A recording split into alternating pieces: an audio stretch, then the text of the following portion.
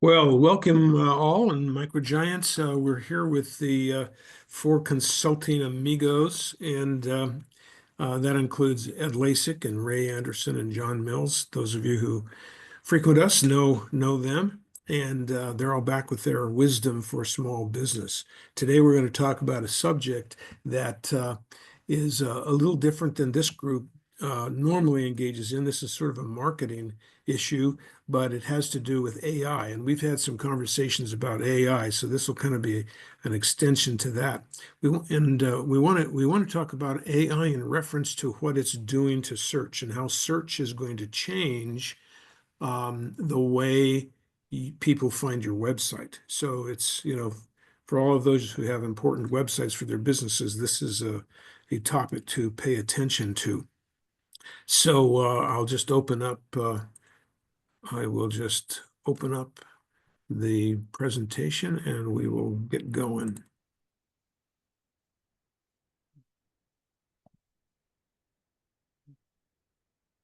Oops, sorry. Thought I had it already. There. Can you see that now? Just a red band. A red band. There it Oh. is. No, it just came up. Okay, great. Okay, so the subject is, will AI kill search? Just for fun, you may like to know that I built this in AI with just one try, but it got the S off. So things are not completely perfect yet with AI. Okay, so here's kind of the issue. AI is not eliminating search, but it's really changing where we're going. And in order to stay visible, there's going to be a shift from pure search engine optimization, SEO, to content quality, technical structure, and brand building. Now, we at Red Fusion, we've been talking about this for, well, years, at least 5, maybe longer. And that is, in order to be able to build websites that are valuable and continue to collect visitors, you want to continue to do good, solid content and post on a regular basis. That's kind of what, and we had no idea what was coming. So, but what it looks like is happening is AI has used well-structured websites in order to be able to steal business from people. So where is the problem exactly? Well, basically, this is what can happen. I used an example here for my company, Burgess Management Consulting. And I just simply typed in, what does Burgess Management do? That's Google, okay? Google search. What did I get? I got a Search Labs response. In that Search Labs response, there's nothing wrong with it, but you can see that it talks about it's a consulting firm that offers strategic planning, marketing, et cetera, et cetera. And then it gives a very nice breakdown of services, planning, management, execution, consulting, production, and then a little spiff at the bottom. So it all looks pretty good. The only problem is this is not taking me to the website. Normally, I would have been at the top of the website. In fact, I tested it ahead of time, just Burgess Management, and came up number 1. There's years and years and years of doing the right things and adding content, et cetera, et cetera. And I mean, by years and years, I mean decades. So that's kind of what happens when you do it right. However, in this particular case, you can see that they've only produced this about over here, and you can click on that, and that's okay, but that's a recent thing. They have only been doing that for a few weeks, I believe. I'm not positive about when it started, but I've only noticed it for a couple of weeks. It used to be that they would simply answer the question, and there you were, you're done. Now below it, you could take a look at more searches, but it pushes you down the page. So I went to AI specifically and said, so what do we do about this? And what's the problem? What do we do about it? And so here are some issues. Number one, AI itself admits that this is what's going to happen. We're going to end up with certain decreases and increases in certain kinds of companies. Whoops, so sorry. There we go. For instance, if you have a news reference or generic website, it's going to decrease because AI is going to answer the questions as we just talked about. If you have a niche expertise or high authority content, then you might actually increase your traffic. So they're saying it'll be neutral to increase. If you have a local business with rich metadata, it will be stable or a slight increase. However, I want to come back to this rich metadata. Rich metadata is technically structured behind the scenes. It's not the kind of thing that most webmasters would even do.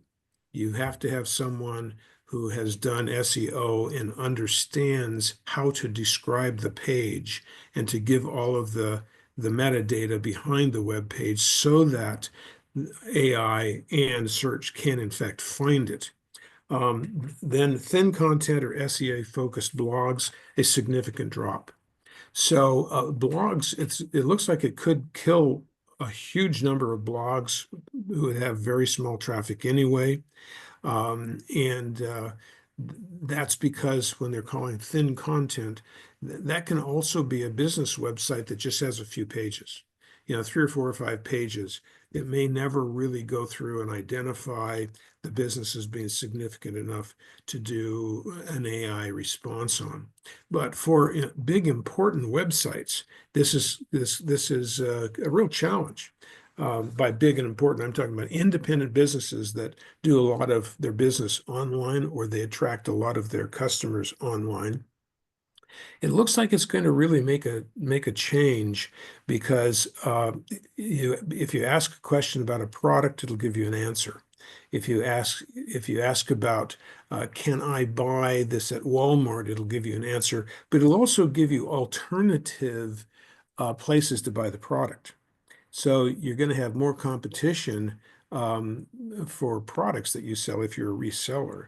If, on the other hand, you are a company making, we'll say, holsters, and there aren't very many of them, and you have a lot of content, chances are it'll answer questions, but it might even use your website about how to make holsters and the safety of holsters and the types of holsters for certain kinds of handguns, etc. That comes from your content, and that would be one of these niche expertise or high authority content websites. So those are the sort of admissions that AI basically sees as the changes to search. So what do you do? Here's a few strategies. First of all, use this structured data, which is the metadata that I mentioned, and that just helps it understand more about your content and how the content itself is structured. You want to focus on experience, expertise, authoritativeness, and trust. That increases the chance of being cited as an expert, really. So if there's something very small, obscure, that you're an expert in, whether it would be plumbing, some sort of specific science or medication or whatever your expertise in your business is, you might get cited, and that would give you increased traffic, but that would be the focus of what you want to do in the future.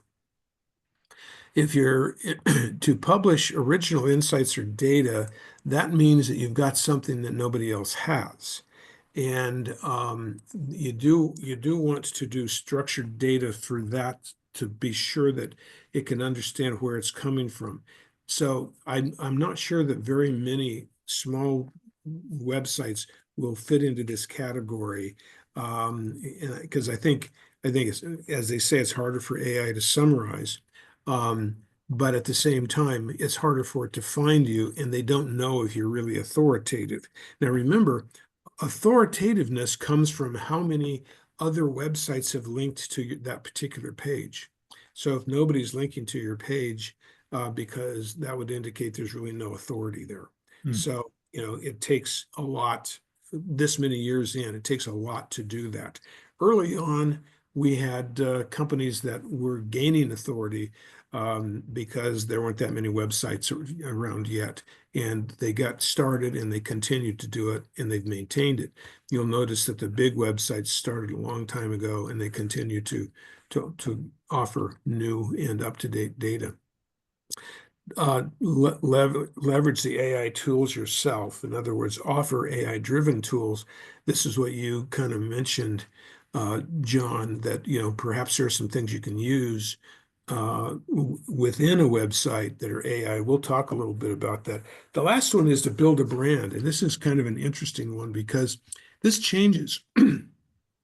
If Red Fusion, if we were still active in business and talking to new people all the time, we would kind of downplay on the internet. We would downplay building a brand because building a brand is so difficult to do. It takes a long time, and of course you have to focus on your niche. Um, it has to be a name with recognition, and the logo has to be. All of these things need to happen to build a brand that's recognizable, and of course, lots and lots of time with lots of customers also builds a brand. Well, we never really worried too much about that because we wanted direct traffic based on information and content that people were looking for. But now what's happened here is because AI is going to steal some traffic, the only way people will find you is through your brand. In other words, they type in your URL. We're back to the first days, in a way, we're back to the very first days of the internet, where in order to find anything, you had to know the exact URL in order to get there. And before the directory websites came along, and then, finally Google and a few others, you had to know exactly where you wanted to go. You couldn't actually go anywhere. So it was sort of blind in a way. Now they're saying, well, build a brand and they don't really say that, but what they're really suggesting here is they'll have to type it in directly. They have to know your name in order to be able to find you. Hmm. Therefore, brand building is now a bigger deal for independent business people to make sure that people do know. Now, that means traditional advertising, online advertising. You're going to have to be buying ads in order to drive people to your website. You're going to have to do a variety of things in order to build that brand. And you're going to have to focus on the brand itself and what that means and all the other things that go along with that. So basically, I think we could say that AI may not actually kill it, but it's definitely going to hurt search, and it's going to really change things. So, gentlemen, that's just kind of a few comments that I came up with, and AI helped me do this. It fortunately, I had no problem doing it because I already had inklings of these and had done some research on my own, and it fit together, pretty clearly. So, any thoughts about this whole thing, and what are you going to do to your websites now?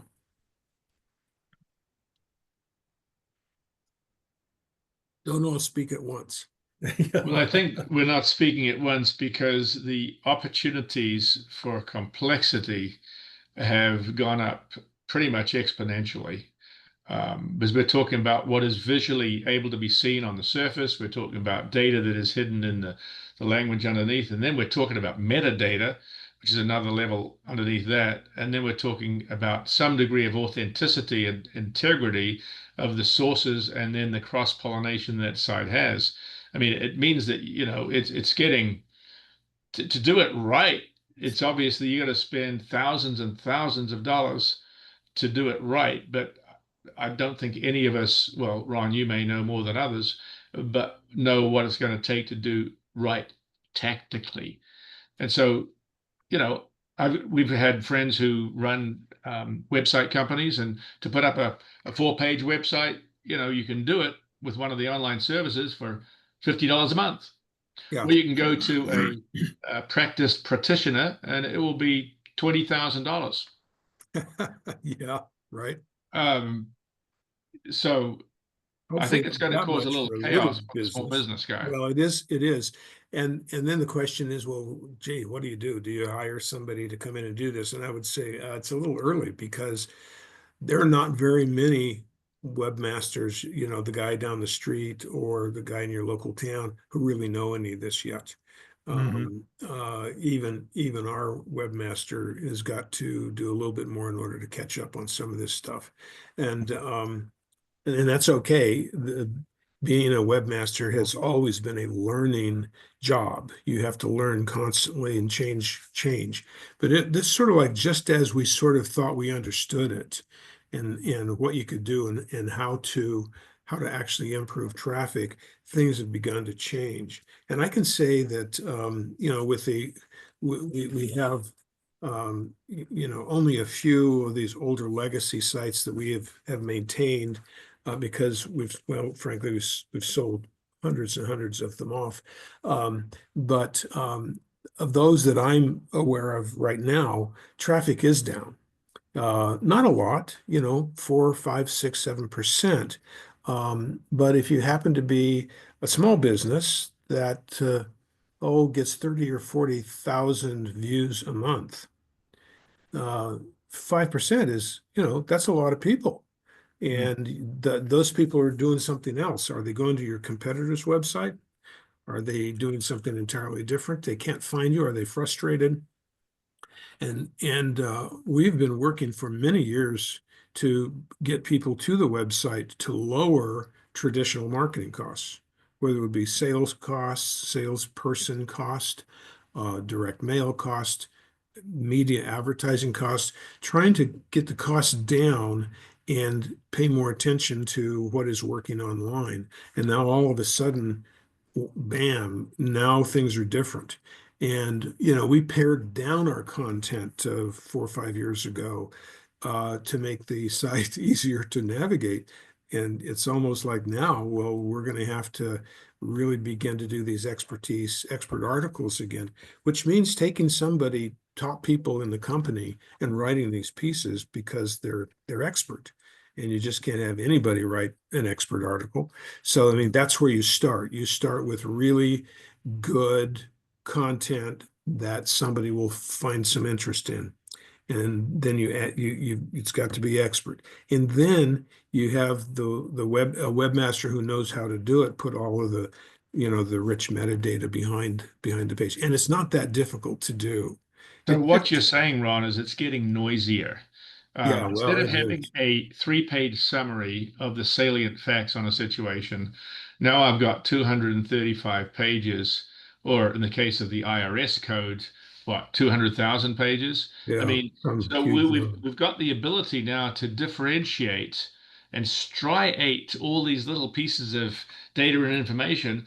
The poor guy who's making hot dogs and got a hot dog business has now got to go into the makeup of the sodium that's in it and the saline content. And, I mean, I think we're going down the wrong end of the stick from my point of view of having to be more differentiated and more nitpicky about what the color green is. I mean, am I missing something here? No, I think you're Am I right. wrong? AI is really good at summarizing and trying to bring you out of the fog. And there's the irony right there is that in order for them to recognize you, you have to write all this stuff and then they just summarize it. Yeah. Ron, when you write something for LinkedIn, is that part of the publication process? Is that considered a source or not? Well, yes and no. If you write a page for LinkedIn that includes links to, say, your websites for reference, then what you've done is you've created external links and you've increased the authority of that particular page in your website. So the answer is not really, but yes, yeah. So there's all these cross links is still very important in order to create this authoritativeness. and well, the way the big sites have, really done it from the early days is, some of the big health sites. They write the article. There's nothing else to hook to. It's comprehensive. Somebody else, a little physician on the side, wants to show that what they've said is authoritative, and therefore they would link to that page in order to be able to show they have some authoritative sources, and that particular page would get hundreds of thousands of links to it, creating this authoritativeness. But see, that's been done for many years. I mean, we sort of declared, around 2010, 2015, that the authoritative pages were taken up. The keywords were gone. And as much as we yelled about it to our clientele prior to that, write content, getting small business people to really do comprehensive websites is very difficult because it takes time for somebody to write the pages. And you can spend money with the webmaster too. So, I mean, it can be an expensive thing. Well, that begs a deeper question. From the perspective of the four of us, how much of our business has come from the websites or from our internet presence? I probably got one client in my life from my website. But most of them are relationships. We've talked about this many times before, but what it does is the website creates authoritativeness once you have a relationship. Because I don't know about you, but if I meet somebody and they seem like, gosh, I could do some business with them, or they're somebody good to know to refer in, I always go to their website and find out more about them. And now I look at LinkedIn as well to see what else is going on, what other people are saying about it. So, I mean, you have to have a comprehensive website today in order to be taken seriously among serious people.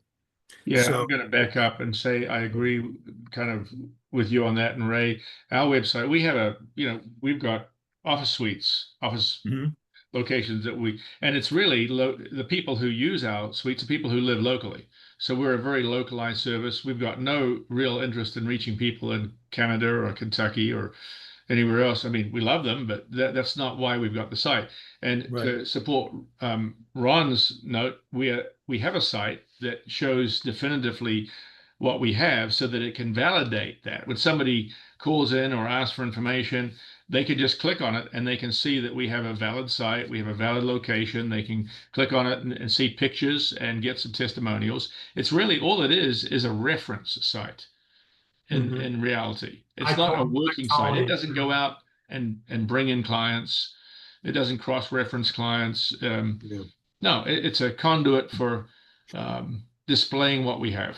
Right. It's a reference site, and I really would find it very difficult to do business without one.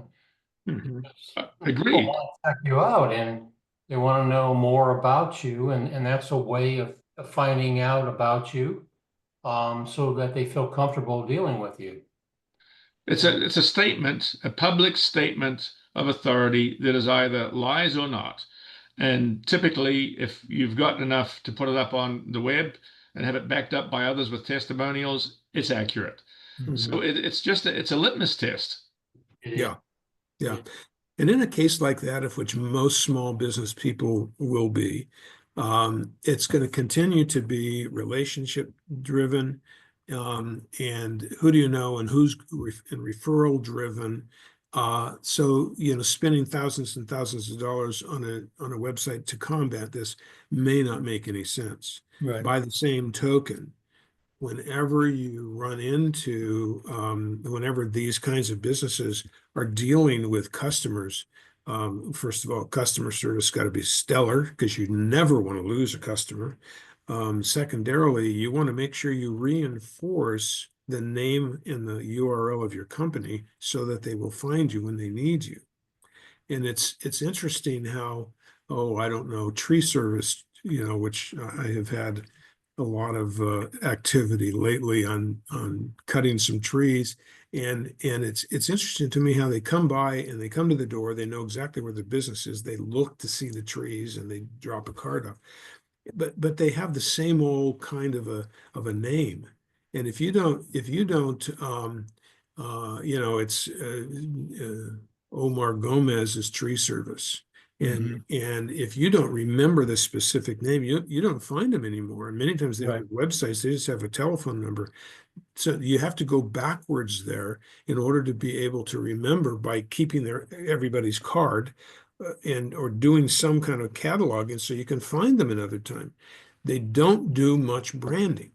And I think that's kind of the problem is it's like, I'm here today. Can I do some work for you today? That's why none of them grow into, huge corporations with, 200 employees all over Southern California, because they don't establish a company that you recognize and call back. So they're always developing new business every day. Right. Yeah. So your presentation states that AI is significantly changing the webmaster's responsibility and the opportunity of coming up with a website that best suits your business. I keep coming back to who can you trust with this responsibility, because most small business people don't have this expertise. I sure don't. I would love to partner with somebody who has this knowledge and for a fee would keep me up to date and make sure I'm on the latest technologies to make my website the most effective it can be. And how much does that cost to fulfill that service? Well, it depends on the format. Today, the format many times is a flat fee, and you get 3 pages a month, something maybe $250, $300, somewhere in that range. That can be a lot of money for some people, and maybe not so much for others. John has got some people over at his place that do fees like that, or I think they're still there now. And then I've had conversations with a couple of other companies, and they're starting to do that as opposed to an hourly charge, which is the way that we always did it. And that hourly charge can get up pretty high depending on how much work you want them to do and how fast they are. So, you're in the thousands, I would say, in order to really do that. But you got to remember that no webmaster is the expert in your business. And that's up to you. You have to do the writing. You have to find the subject matter. They can put it together and do the stuff behind the scenes and add a couple of images and stuff like that. But I mean, this task is on the business owner. Small businesses, it's on the business owner to write the content, because you need a lot of content and you need frequent content. And so if you I mean, I've tried to do that, but it's hard even for me. Basically, I mean, I don't know, I've probably written thousands of pages of content, for clients and for myself over the years, but it's time consuming. And you can afford to spend so much time doing that, and you have to figure out what that is.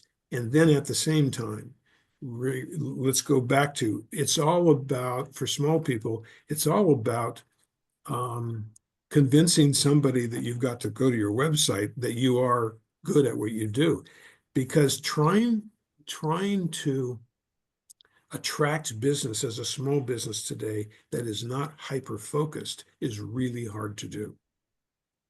We used to focus on that and try and bring as much business as possible to the company. But today, it is so crowded. There are so many websites that it's hard to get through that clutter. And now you're back to, it's a backup thing. So you don't need 1,000 pages on your website. You probably don't need 30 pages on your website. You probably only need 6 or 8 pages of well-constructed, this is who we are, this is what we do, this is how we do it, and as many testimonials as you can come up with. And that's probably all you need, because you're going to have to drive people to that traffic today in some other way. And that's almost always through personal contact. Well, I think, what we're boiling down to is that it's all about relationships. And to me, the idea of, relationship, whether I make it through you or go down to one of the meetings, in Redlands or the Civic Center, whatever it is, to me, the website is only a confirmation of what they may have been interested in. And I think goes along with what John said. I've met you, Ron, and I think, gee, he's really a nice guy. And my thought then to kind of corroborate that is to go look at your website. Mhm. So to me, that's how I see the website being such an important element, Mhm. particularly if you're trying to reinforce your value to a specific client. Yeah. So an example of the website being really useful is if you run into, say, a mechanic and you're having a conversation with them. It's fairly brief, maybe you're at a party or you're standing in line for the show or something, and oh, I do everything. Well, now you use the website to figure out what do they really do. What is Yeah. everything? Are they doing brakes and changing oil, or Mhm. are they focusing on body and paint? Because you don't really trust anybody that does everything. Right. You want to know exactly what they do, and you want to know what they're good at. So, I mean, I think those are the things you have to be kind of honest about. What are you really good at, and what do you really do? That's the while I've been in many ways a general consultant to small business for all of these years, I never ever marketed myself that way. I always marketed myself as a strategic marketing guy. That's what I did. Mhm. And people didn't hire me to do other things until I had a relationship with them because they wanted to know that that's what I did. And so, that's why I think it's important to focus on what you do. And for every business out there, if you're a plumber, you want to talk about what kind of plumbing do you do? Do you do commercial? Do you do residential? What are the things that you're really good at? Or any other business that you have. And try not to be too broad because people don't believe it especially if you're a one-man, two-man, three-man shop. You don't want to make it sound like you can do big commercial projects, if you can't. Right. So I'm actually coming back to the AI part of this. I'm actually believing that a good AI application would be, for example, our company to train an AI module to understand and learn what it is that we actually love to do, what our sweet spot is working with clients, and what the scope of clients are, or how we help and add value to them. And so that if somebody called in, we would have 5 things we'd ask of them. Hey, if you really would like to do a little survey, um, answer these 3 things, and we'll give you a summary that we think may add value to you. And those things in our business would be, how many people do you anticipate occupying the space? Do you meet people by appointment or or do you want somebody who has just an advertisement somewhere that people come to as a retail store, and because I want to differentiate retail from private, because we want the private, we don't need the retail, and we want minimum, we want adult-centric, business-centric, professional-centric services.